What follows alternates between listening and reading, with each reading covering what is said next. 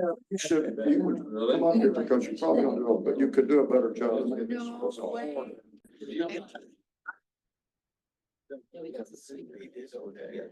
would be going down to this. My nose. Thank you for coming. I know it's Labor Day and people are coming and going and we'll see who comes and who doesn't, but we want to welcome our folks on Zoom. Thank you. Thank you very much. And if you have anything to add, please do your thing there and let us know. We'd love to hear you. You know, this is a discussion class, so we want to hear from you. So if you have something you'd like to share, raise your hand and make your comment brief, but we do want to hear from you. Marge, do you have anything you want to tell us of importance? Well, I've tried to catch people and greet them if they're visiting. Will the visitors raise their hands, please? Well, I thought she was a visitor, but tell us who you are. My name's Julie Craig. I guess I'm a visitor to this classroom, not to the church. Okay, well, you've heard about us though, and you wanted to Yes. check us out. Yes, Okay. my husband we came last week and he's come a couple of times before that. And So it must be okay then. must be. Okay. Joy Craig. Julie. Julie Craig. Julie Well, I'm gonna Craig. rename you. That's okay. Glad you're here. Right here. Not visitors. I don't know why I raised my hand. Oh, okay. But we're I've members seen yet. you How's that? before. We are going to become members of the church. We're from, From So, yeah. Virginia. don't hold that against us. Well, we could say something, but we won't. No, we're glad you're here. Thank you. Your names? Hula and Don. Gentlemen, well, he's not a visitor. He knows Ken. There's Sarah Rivera, one of my student friends who is up and coming, trust me. Isn't that neat? When you want to feel good about yourself, just get around him, right? Good. Just also want to say, we hear about the young people today who get off their dad's or mom's couch and they don't know where they're going and you know these stories. It's over and over. Whether they're 38 or they're 28 years old, they're still trying to figure out what they want to do and they live with their parents, which is okay, I guess. But I have been totally blown with a big B away with these students, the way that they are planning for the future, what they're trying to do. For the last 18 months, I have been having lunch with them, talking to them, answering their questions about development, and we'd get into other parts of life too. And there's one young man who has his own glove factory, glove business, surgical gloves and sanitary gloves. It's only a sophomore. I hear these stories over and over and over.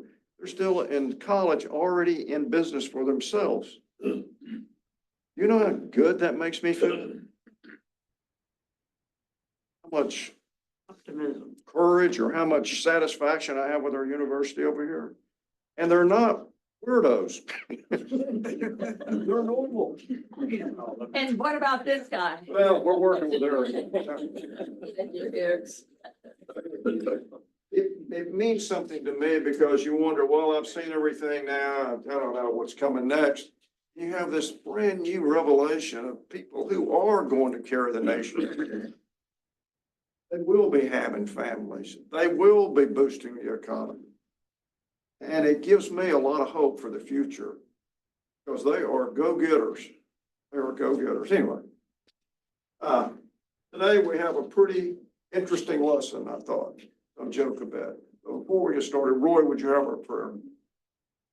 Loving Father in heaven, the joy and privilege to come. We ask that you give us the grace to worship in spirit and truth. We ask that we listen carefully to your good news in the Bible and see the horrible history that some of your children have gone through. Jochebed came joy and privilege. So we ask that we learn the lessons us today. We pray. I want to go ahead, thank you, Roy. I want to go ahead and apologize in advance for my hearing is worse today. Some days are better. So I'm going to be right on top of you when you make a comment so I can hear you. So don't be offended because I want to hear what you have to say. Jochebed.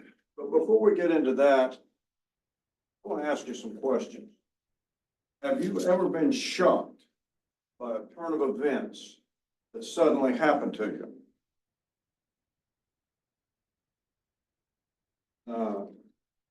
Had to deal with this adversity, just weighing down on you. You know, when the bank loan that was so critical was suddenly denied, when a loved one that suddenly comes off the rail and is headed for a train wreck, when the medical report did not come back good, when you found out that you'd been deceived by a person that you trusted, or he was close to you and they deceived you, when you came home and had to tell your wife your job was just eliminated. Those are tough spots to be in. I want to share with you some famous people who have had to endure unbelievable hardships that affected you and me.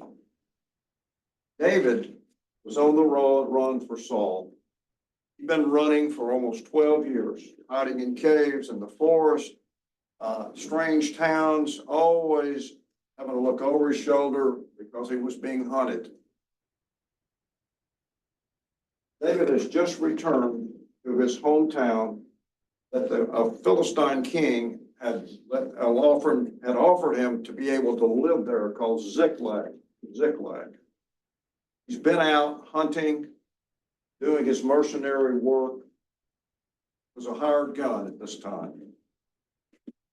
And he comes back to his hometown and village is burned down.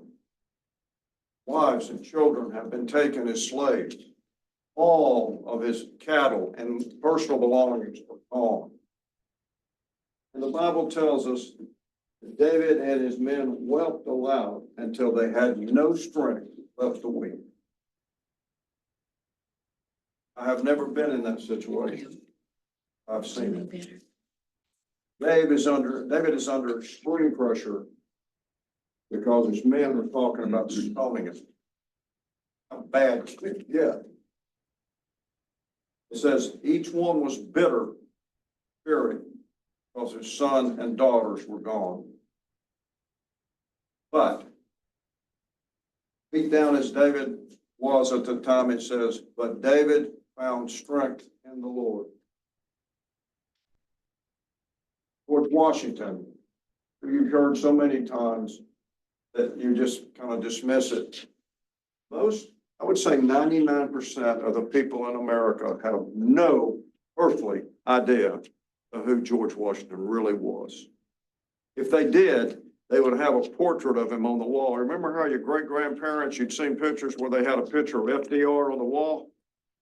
If I ever hang a guy's picture, it'll either be Reagan or George Washington, probably George Washington.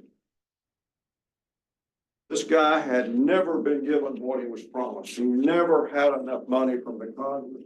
He never had enough troops. He never had enough cannons or powder or muskets. Never had enough food or clothing. And from one day, and from the very first years, they won. He was backing up. He never won a major battle until nearly the end of the war. He was constantly retreating, going into shelter or hiding to regroup. That's how bad he was getting beat.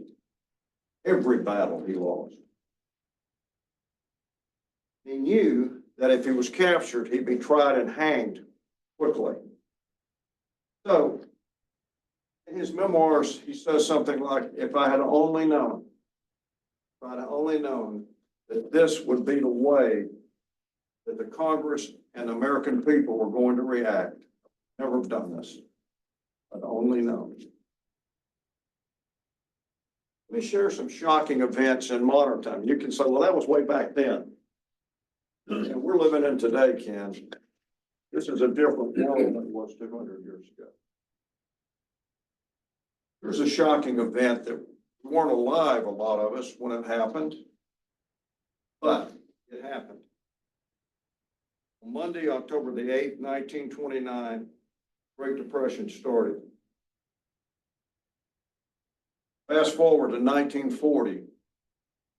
Franklin Roosevelt was reelected for his third term. The country had been in this depression for 11 years. 11 years. We have a downturn for 3, and the president won't be elected.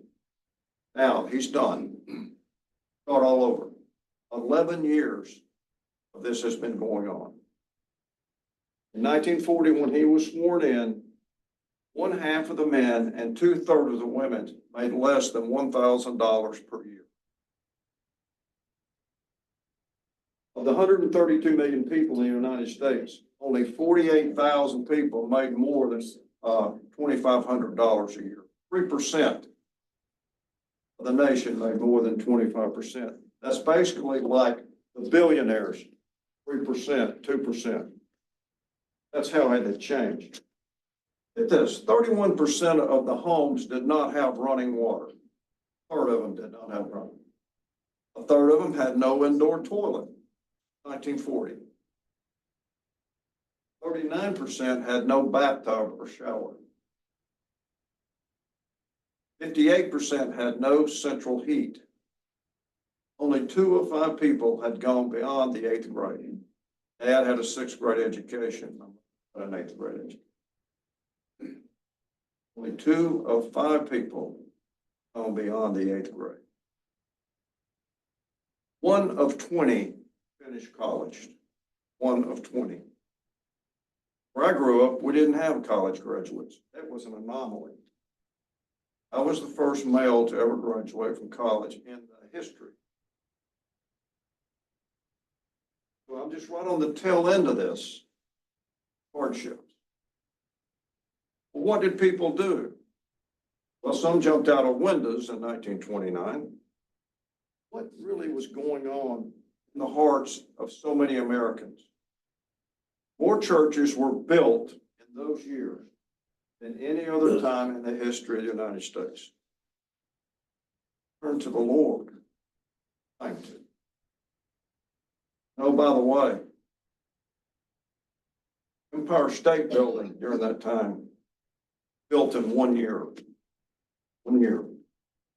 Today, it would take you 3 years just to get the plans and the drawings done.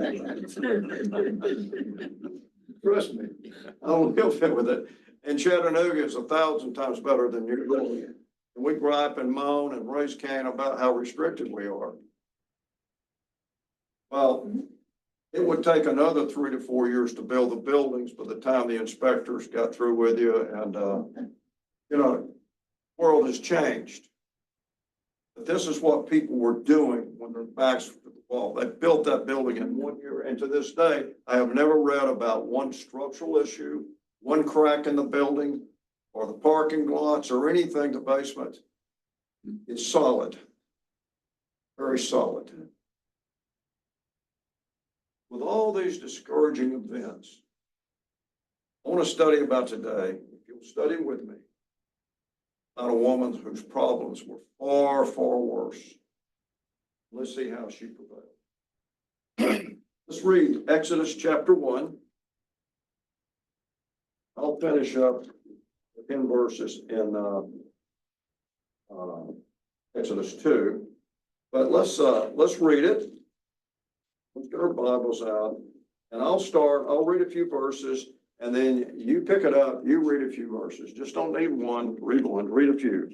The whole chapter. Okay. These are the names of the sons of Israel who went to Egypt with Jacob. And this may sound a little boring, but I want to give you some information that is not factual, which the Jews have taught for generations, centuries, about things that I don't think is factual, but I think you'll find it interesting. These are the names of the sons of Israel who went to Egypt with Jacob, with his family: Reuben, Simon, Levi, Judah, Issachar, Zebulun, and Benjamin, Dan and Naphtali, Gad and Asher. The descendants of Jacob's numbered 70 in all. Joseph was already in Egypt. Joseph and all his brothers and all that generation died, Israelites were fruitful and multiplied greatly, became exceedingly numerous, so that the land was filled with them. Okay, someone read on.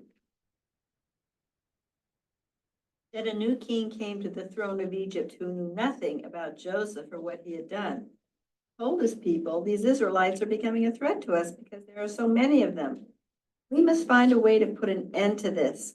If we don't, and if war breaks out, they will join our enemies and fight against us. Then they will escape from the country. So the Egyptians made the Israelites their slaves. They appointed brutal slave drivers, hoping to wear them down with crushing labor.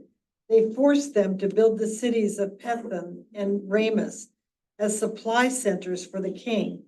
But the more the Egyptians oppressed him, the more the Israelites multiplied and spread, and the more alarmed the Egyptians became. So the Egyptians worked the people of Israel without mercy. They made their lives bitter, forcing them to mix mortar and make brick and do all the work in the fields. They were ruthless in all their demands. Verse 15.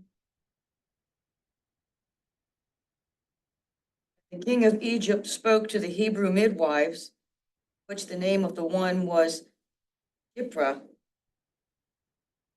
and the name of the other, Puah. And he said, when you do the office of a midwife to the Hebrew women, see them upon the stools. If it be a son, you shall kill him. But if it be a daughter, then she shall live. But the midwives feared God and did not as the king of Egypt commanded them, but saved the men and children alive. The king of Egypt called for the midwives and said to them, why have you done this thing and have saved the men and children alive? Midwives said to the Pharaoh, because the Hebrew women are not as the Egyptian women, for they are lively and are delivered ere the midwives come to them, I guess before. And therefore God dealt with the midwives, and the people multiplied and waxed very mighty. I guess I'll finish. And it came to pass, because the midwives feared God, that he made them houses. The Pharaoh charged all his people, saying, every son that is born shall be cast into the river, and every daughter save alive. Okay. Now a man of the house of Levi married a Levite woman, and she became pregnant and gave birth to a son. Exodus. When she saw that he was a fine child, she hid him for 3 months. When she could hide him no longer, she got a papyrus basket for him and coated it with tar and pitch. Then she placed the child in it and put it among the reeds along the banks of the Nile. His sister stood at a distance to see what would happen. Then Pharaoh's daughter went down to the Nile to bathe, and her attendants were walking along the riverbank. She saw the basket among the reeds and sent her slave girl to get it. She opened it and saw the baby. He was crying. Felt sorry for him. This is one of the Hebrew babies. And his sister asked Pharaoh's daughter, shall I go and get one of the Hebrew women to nurse the baby for you? Yes, go, she answered. And the girl went and got the baby's mother. Pharaoh's daughter said to her, take this baby and nurse him for me, and I will pay you. So the woman took the baby and nursed him. When the child grew older, took him to Pharaoh's daughter, and he became her son. He named him Moses, saying, I drew him out of the water.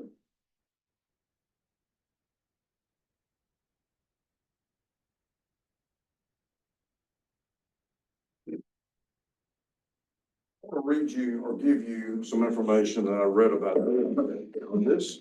Comes from ancient Jewish writings called the Midrash. And I'll admit, I didn't know very much about it.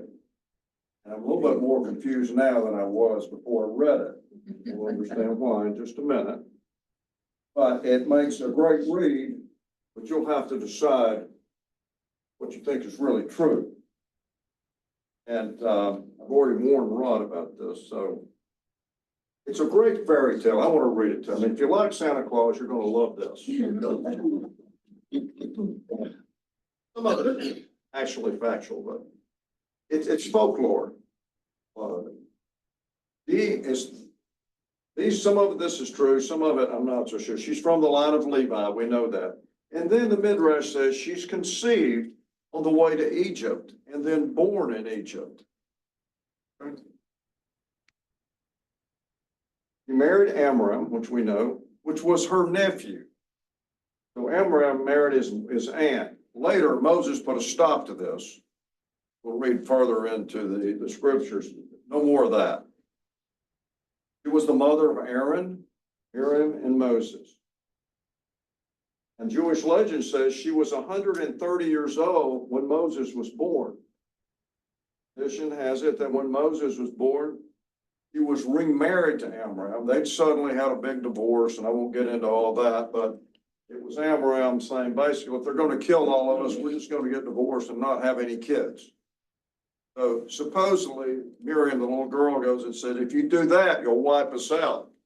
Not only all the little boys will be killed, you're going to stop the daughters from being born, so you can't do it. So he remarries, Jochebed, and they live happily ever. We're supposed to say they live happily ever after, but anyway.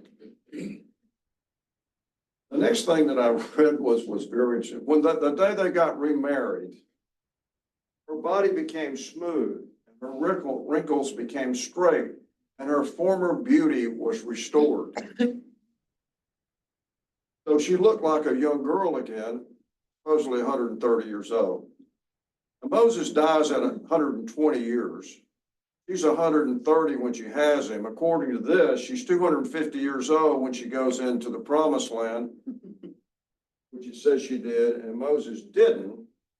So are you getting totally confused now? She was born on the way to Egypt. Well, they were in bondage 400 years. So how did she make it to the promised land? I mean, we just have to be careful about what we read. And a lot of it's folklore. So I want to ask you a question. Let's just pretend we're having our Sabbath afternoon dinner. We're just going to discuss some things here, our lunch. And what is some of our Adventist folklore? Remember any of that? We've had it. Anything come to your mind about our folklore? So you've never heard that? Wow, okay. H.M.S. Richards was supposed to live till the second coming. Gonna happen. Don't worry about it. It's in the books. Billy Graham would become a Sabbath keeper before he died. What happened? Well, it really didn't. That was part of the conversation back in those days. Ronald Wilson Reagan's initials, somebody figured out, was 666. 20 was the mark of the beast. That went around for a while. And Frank Cannell told me when he was a little boy and FDR was elected that he was the new mark of the beast. A bunch of Adventists were really upset about it. This was the end of the world. So you see how this goes on and on and on. So I'm just saying there is a reason we need to check our sources. I was so excited when I read that stuff about Jochebed. I said, man, I can't wait to share this. This is just going to be something they've never heard. And thank goodness you've never heard it.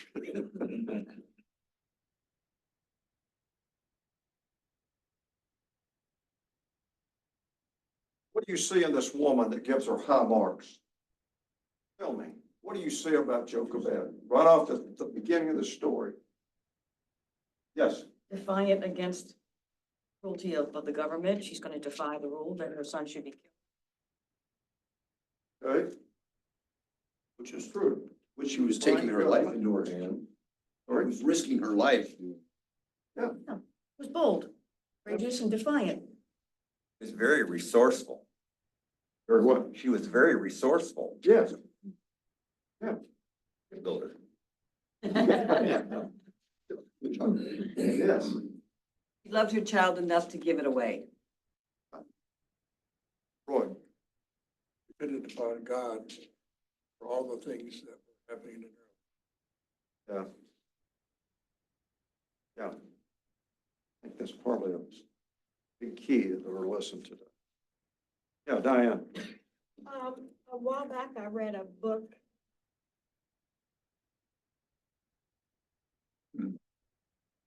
Over that last night, thinking, though they had been in slavery for while they were probably most illiterate, still probably had some of the oral tradition. Was she a believer that God was going to send them? As when she saw the child, she saw that he was a fine child. Did God reveal to her that he had a special purpose, a special mission? Gave her the courage to try not to let him be killed? I don't know, but I wondered about that. Well, we're going to talk a little bit about what Hebrews says, what she saw born. Now, we're going to talk about that. And it's interesting that the Egypts believed the Nile was a god. She chose to use their god to save her child. Yeah. That's true. That's true. My translation says that in an ark, that the ark has been saved.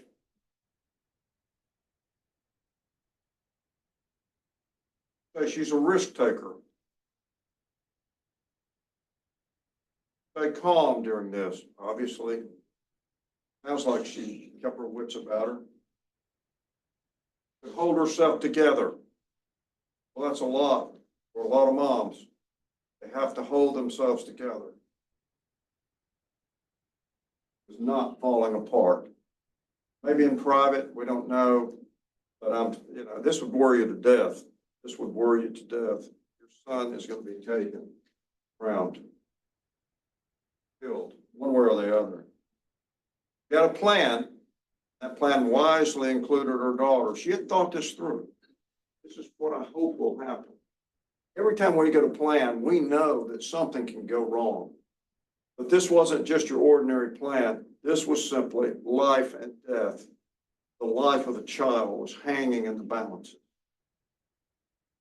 He also used her leadership abilities. John Cosgrove was here. He could chime in now and give us more information. He was obviously a leader. I have to admire what we've read so far. You saw something different about this child, Diane. Yes. I'm sitting here thinking about something right with her daughter in raising her to right. You're nodding your head. She raised her daughter in such a way that she believed this was what her daughter needed to do, and her daughter did it. Yeah. There was not an argument about it. This is a real team effort. Yes. When you think about it, I wonder if there were any other mothers that had 3 children that were as amazing as Moses. Well, They led the people out of Egypt. there were 3 superstars. Yeah, so she must have been quite a superstar mother. 3 superstars. She must have had a great relationship with God to go out, step out in faith. Mother.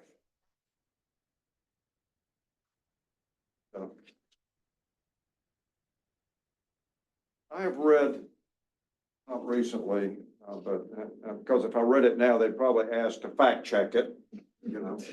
Every time I give my kids some information, they'll fact check it, so that's not true. So I have heard in the past of a mother's child being under a car injured and doesn't even know what she's doing. She lifts the car off the child. Have you heard that in the past? I don't know if it's true or not, but I know that they would certainly be trying. The mother and I know dads are close to their kids. I don't think dads can quite ever, at least I think Judy is probably closer to our children in certain ways than I am. I've always tried to be, I love my kids, all of them. And But there's something different about a mom and her kids, I think. Closer. And they carried them for 9 months, for crying out loud, and nobody else could even see them. It starts early. And in Hebrews, talked about what maybe she saw in the child. Hebrews 11:23 says, by faith, Moses' parents hid him for 3 months after he was born because they saw he was no ordinary child, and they were not afraid of the king's edict. Saw them. Filled to her. She wasn't afraid. It was Satan's design that this baby had to be killed because he was going to deliver his people. This story reminds you of another baby killing? When a baby was born that was going to deliver his people? This baby flees into Egypt, not away from it. You know who I'm talking about? Jesus. Remember the angels came to Joseph? Can't go back home now. You can't go this way. You have to flee to Egypt now. We've also studied in the past that all the gifts from the wise men came in handy when they had to flee. They could probably had to get another job, a business started. He was a carpenter. Those gifts came in handy because they had to make a run for it. The power of a mother's prayer. What do you think Jochebed is doing? Well, she sees her daughter approaching the princess.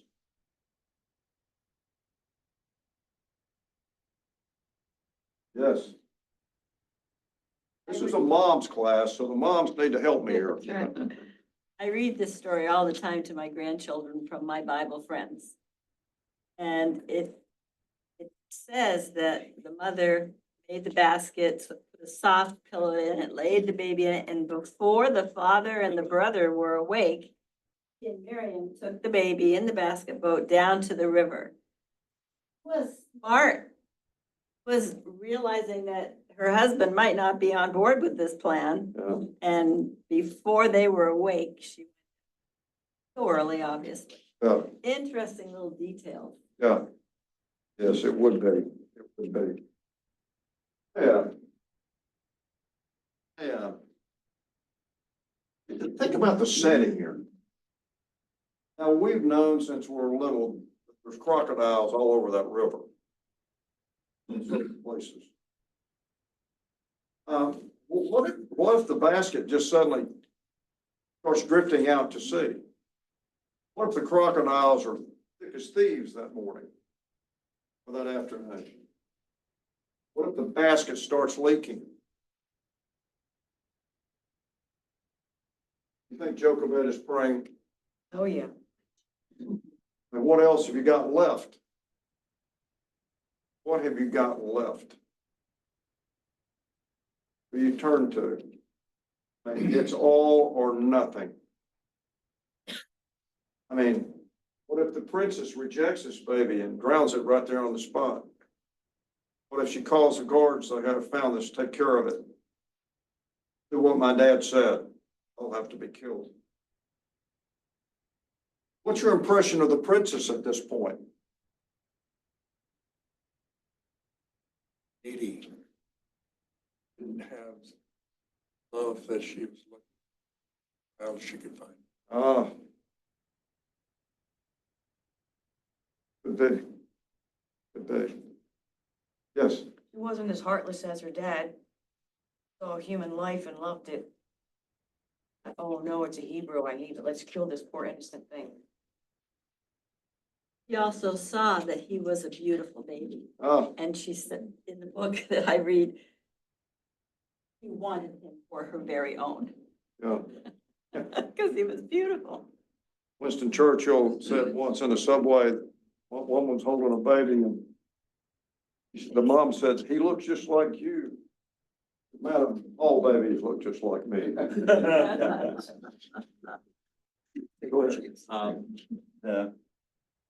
princess or whatever, her job was to produce offspring, new Pharaoh. And she had not had children. And she desperately needed a son. This was part of her, I believe it was part of her thinking with Moses. He was obviously, must have been a very good-looking child for a baby, and decided this was going to solve some problems. Her God provided this child to her. Sorry, Ron. The God of the Niles, the one she was there to worship, had provided this child to her. Yeah. And don't forget the politics here. We're kind of tiptoeing in the speculation. There's some writers who say there was a child born to another person who was not in the bloodline. But because she didn't have any children, this one was going to be Pharaoh. Yeah. And she didn't like that. So now I have a kid of my own that the Nile gave me.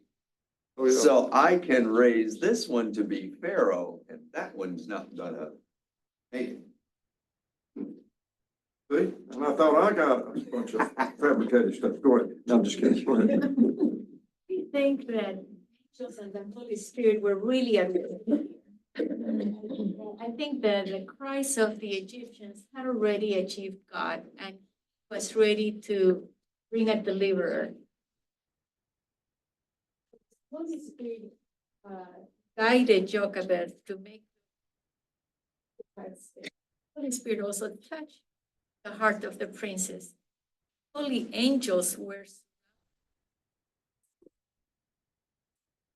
I think it's like when Jesus, they were slaughtering the children with Jesus. Angels who spoke to Joseph. The same thing.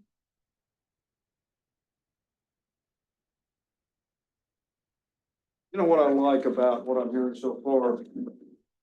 Even though we really aren't sure, we can't specifically define every moment or define every time. You've been trying, you've been reading, like Ron, you've been reading.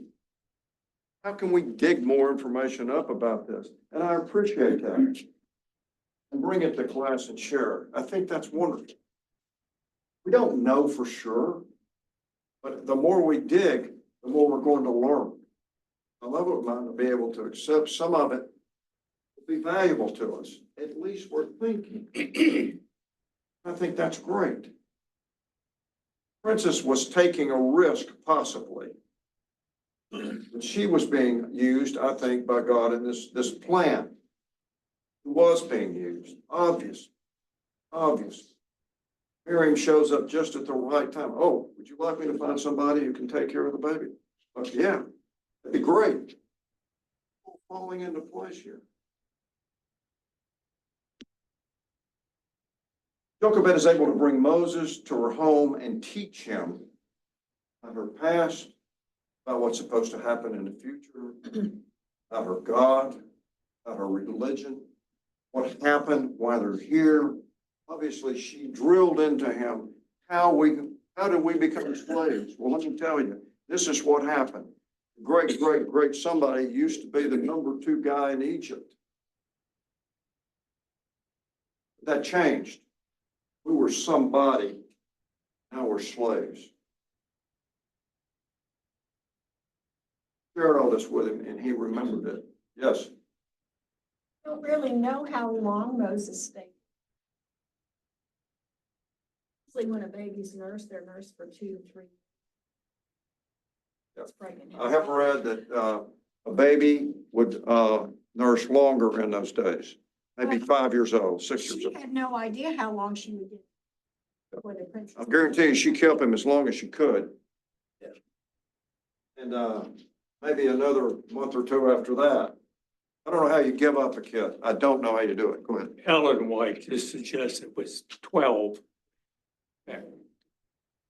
Well, Seems extraordinary. The other side of that is he had to learn all of this to be able to remember it later. yeah, So it wasn't just a few months. no. It was a much longer period of time. I can't imagine 12 years, but I think it was more than 3, 4. because he had totally been educated.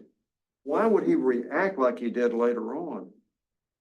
And I'll share his story that I think might bring some relevance to that.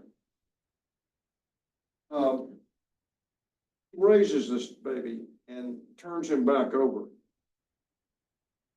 She gives him up and he becomes a great prophet. Who else have we studied about? What other mom did this? And the baby became Samuel. He became a great prophet. At this order of prophets, from what I read, Moses was number one, Samuel number two, right in that category. Would you agree with that, Roy? Right in that order. These are the two big guys. He Yes. also blessed, Elizabeth, who was barren, with, John the Baptist. Wasn't it Sarah? I mean, Elizabeth? That was barren, and she had it, and very late in her age. Yes. She had, John the Baptist, and he was prophet to prepare the way Yeah. for Christ. He was. She didn't turn him over to someone else, but she raised him. He became a prophet. The father was Zechariah. Remember, he was his time to do duty as a priest. By the way, we learned that your duty to become a priest, it'll be your time. Do you know that only came along once in a lifetime? Once in a lifetime. To enter into the most holy place or where they burn the incense. That's a long time to hang around, be a priest. I found it interesting, which means nothing. Zechariah starts Z-E, not Z-A. Zechariah. So anyway, if I could remember what's really important, we'd be better off than a couple of letters in a name. But the influence that the mom has, and we all know this, and we chew it up, but it's incredible. I want to tell you a story as to why we can relate how important a mother's teachings are at an early age. You all know about Dave Smith, who was just teaching here a couple of 3 or 4 weeks ago, and how great a teacher is, and how he helped me 25 years ago to help stay in the church by his Sabbath school lessons. Go to church, I went to listen to Dave Smith. He wasn't there. I went to the Waffle House and drank coffee till my kids finished Sabbath school. That was a drill. That's what I did every Saturday morning of my life. Dave was there, I stayed. Not, I'm gone. Dave Smith, mother, divorced his dad when he was a little boy. His grandfather was a minister, an Adventist minister, and the church, he called it disfellowshipped his mom. They kicked her out because she divorced an abusive husband. And she apparently had a tough time with it and to drink a lot. So when Dave decided that he would dedicate his life to the Lord and remain in the Adventist church, he had a big recognition, a big service and all this. His mom was there. And he said, became extremely upset with him for staying in the church. Extremely, really upset, and let him know about it. He said, how could you do such a thing? He said, I simply said, because you taught me this. You taught me. So I feel I'm going to stay. When she was 80 years old, they baptized her again and she joined the church again. But it was her teachings that eventually saved the day, Dave Smith's family. So these are incredible stories. And by the way, our life is built around stories. When I hear a sermon and the sermon starts off with, well, I had a friend and we were doing, I'm interested. Usually if we go drilling right into sermon, I'm hunting for the story. Where's the story here? How do I get happy about this? Relate it to me. Show me how this helps me. We've heard these biblical readings our whole life. How do I relate to them? Tell me an event children. I want to relate to this. When do we let go of our children? When is it time to let go?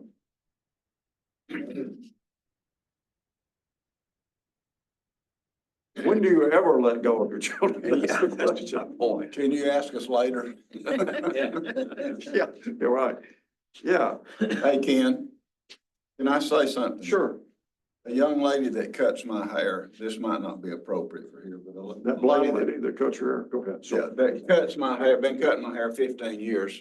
I've got 3 daughters, and I went in the other day, couple months ago, and asked her how her daughters were doing. She said the youngest one's pregnant, the middle one's on drugs, and the oldest one's gay. And I, for once in my life, I couldn't come up with anything to say.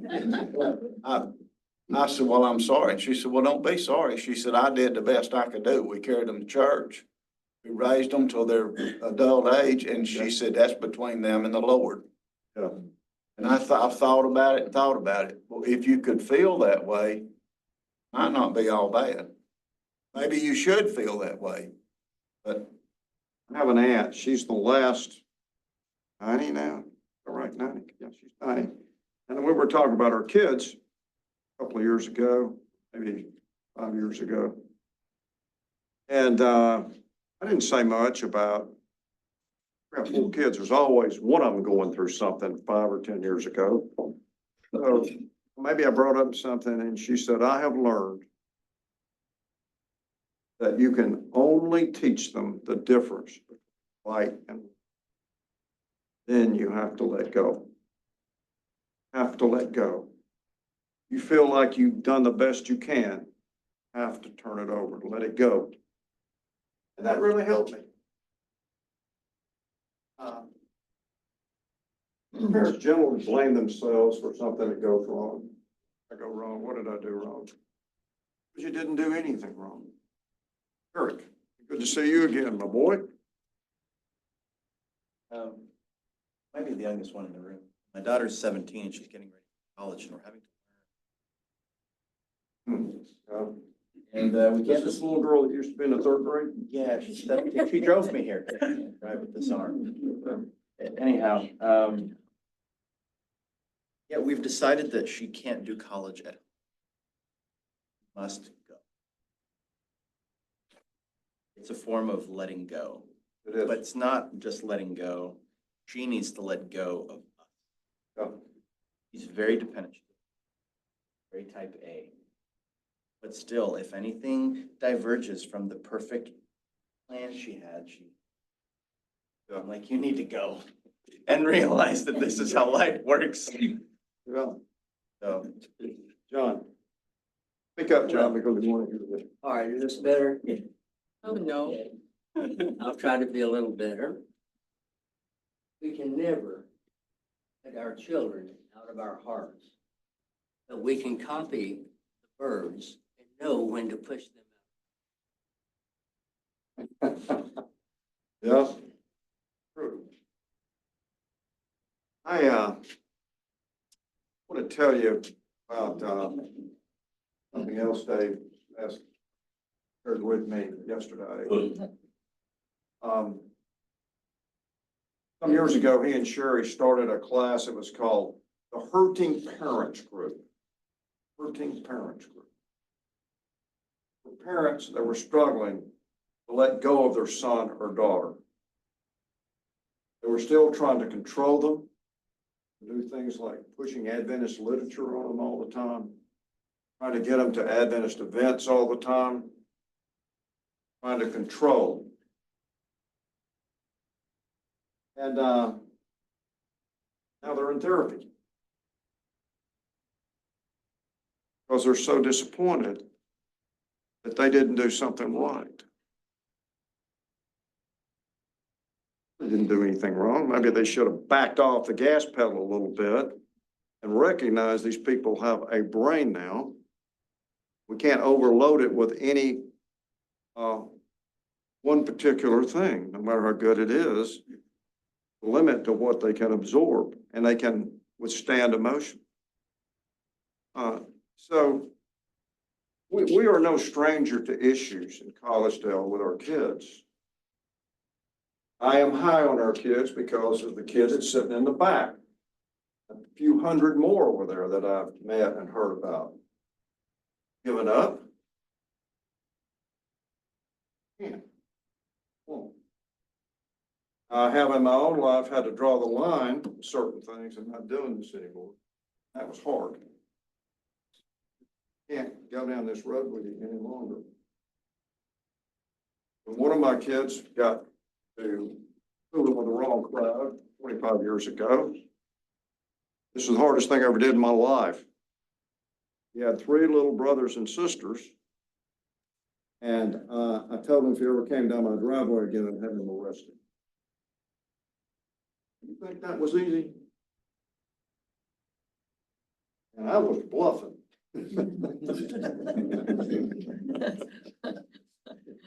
But it worked. Wow. I'm grateful. We're thanking God. Love paid off. It was a big day for me. That was one of the hardest things I've ever done in my life. But I'm glad I did it.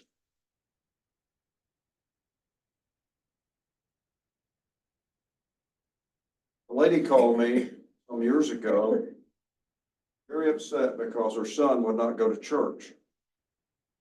She was really upset. I listened to her story. And I said, well, ma'am, can I ask you this question? Is he still friendly to you?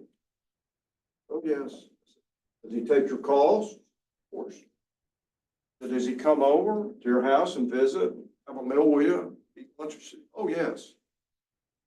I said, well, ma'am, you know, I can think of 1,000 parents probably out there somewhere that would love to trade places with you. Sounds like you got a pretty balanced kid.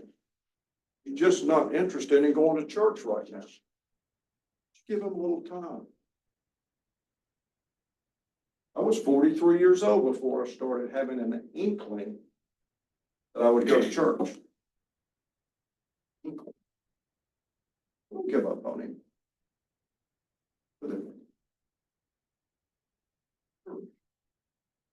Carried him, you raised him. The big question this morning is, what if all these heroes had just collapsed under pressure? What if David had said, I'm done? Done. I'm going to find Saul right now. I'm going to kill him. I'm going to take over the kingdom. I'm already appointed, for crying out loud. Why am I living like this? I'm supposed to be king. Yes. I love this verse, 12, Exodus 1, that the more they afflicted them, the more they multiplied and grew. And it seems like these midwives and Jochebed, the more pressure that was on them, multiplication that God does happens. And second point I want to make is that he let Moses go, and I don't know how, maybe she lived to, I don't know, but she watched him even in the palace and how he went, and he killed an Egyptian. But I think that she kept that future picture based off of what she knew God had given her at the beginning. I think that's one thing we all have to do. Keep the truth in front of us, the big picture in front of us. David had collapsed, Churchill had collapsed. He just said, okay, we'll just sign a treaty with Hitler and hope for the best. Well, we know how those treaties went. He broke them all, he invaded them, all those countries, and he took them over. We know how those things were. It would have been really hard for us to be where we are today without these great leaders who stuck to their values. I want to ask you, we basically have to wrap it up. When you were in real pain, or you saw someone in real pain that needed help, really physically, I'm talking about emotionally.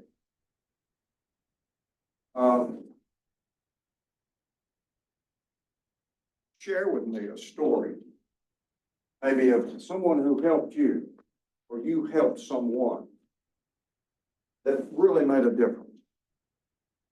And it doesn't have to be, well, I parted the Red Sea and I helped these people get across.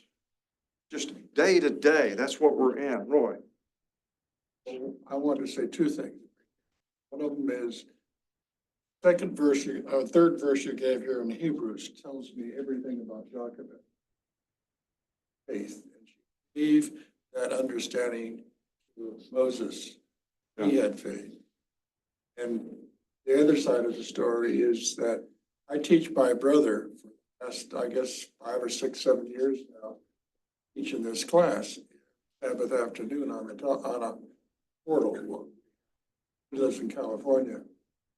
I do this because mother taught me about faith. Reason because of his background and being the youngest child and having Christian minstrels and gold at his hand, he didn't learn that. And so I'm teaching him about faith that he will be able to be. Wow. There's your story. John. I don't know how many of you have been following the Pathfinders did out at Gillette, Wyoming this last month. But their whole focus was on Moses. And the story starts with Jochebed having a baby. And it's all available on YouTube. If you type in Gillette, Gillette Camporee, up will come their performances, their programs, and they're very interesting. They're very well done. You know, so if you're interested in watching and getting a dramatic picture of the stories, they're very worth watching on YouTube. On YouTube. Yeah, well, thank you. Yeah, sounds like it. Roy, I think, has hit the nail on the head. Moses went from the palace to dealing with sheep, the wind and the cold, the dust, the hardships for 40 years. 14 years. And he could have been living in luxury and maybe one of the most powerful men in the world. What's amazing is 40 years later, maybe he is the most powerful man in the world, but not for the same reasons. You know, that makes me think we wouldn't be talking about him today, though. He would have been famous in that time, but not today. But what I really wanted to say to your question was those times, personal experience, good friend, I knew something really bad was gonna happen to him. I turned to him and I said, what's gonna happen to me if that happened? And he said, well, things that'll stick with me. When he said, gonna hit you, and gonna hit you hard. Then he said, but you're gonna be okay. So just a word of encouragement, maybe is all we need for those tough times. Yeah, it is. He was right on both accounts. Oh. It did hit me hard, but I was okay. I want to share one thing with you that what we can do, all of us can do something to help someone. I'll close it. I was involved in trying to buy some property 10 or 15 years ago, 15 years ago. And it was right next to the property that had been very successful. I mean, I wanted to stay right there in that block and just keep building and building and building as long as I could.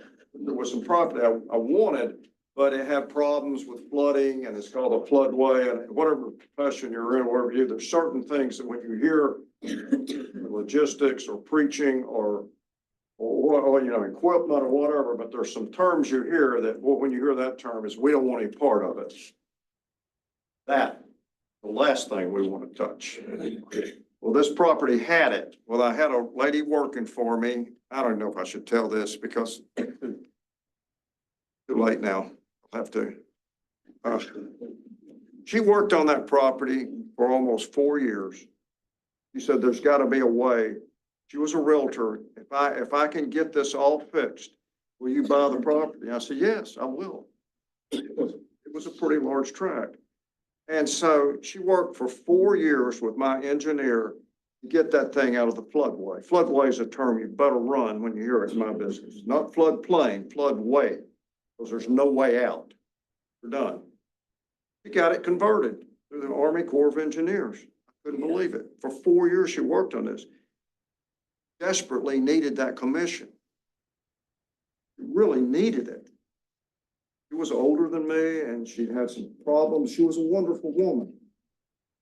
And I never heard her say anything derogatory about the people I'm about to share with you. The people owned it, had a contract with her, and just at the time she got the property out of trouble, the contract expired.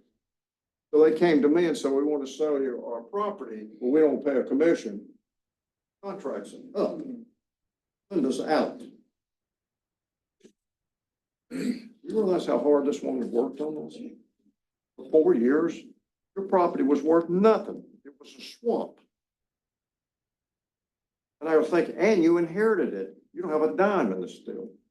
Now it's worth hundreds and hundreds of thousands of dollars. So I went to the closing and the people that the owners didn't show because they didn't want to face me. And they sent her attorney and I just unloaded her. I said, this has got to be the most unethical thing I've ever heard in my life. And I've seen some pretty bad stuff. First of all, the owner, wealthy. Second of all, they didn't even show up this closing, which anyway was good for my speech. And so, thirdly, wrong. I said, I can't believe I'm sitting here seeing this happen. So I called my partner and I said, this is a big property. We gave so much for it. Let's put a loan on it for that amount plus this commission. Let's get going. Well, he was a wonderful partner. He said, of course, we will. We were able to save this lady's life by just doing the right thing. I'm not so wonderful, make mistakes all the time, but we all know the difference between, we know. Sometimes it's hard. It was hard for Jochebed. He was between, how do I get out of this mess? There's no easy way out, but she stuck to her faith. And I guess I'm going to leave you with that. Stick to your faith. And it's hard. Hard for me. Hard for you. Next week, Doug will be here in person. The week after that, he'll be in person. And we have a potluck on the 14th of September. September 14th, potluck. So please come. Somebody will be in touch with you about what we need to do. But please come. We've only had one in the last post-COVID period, and I thought it was a nice event. And come. And would you have our prayer, buddy? Great and loving Father, thank you this morning. What we have heard about Jochebed, great lesson that she has taught us. We can pay attention to, that we can incorporate into our lives. Thank you, Lord, for giving these stories to us, to lead and guide, and learn of your love for us as well. Thank you. If anybody's not on our email list, please send me and we'll put you on it. Get a lesson every week.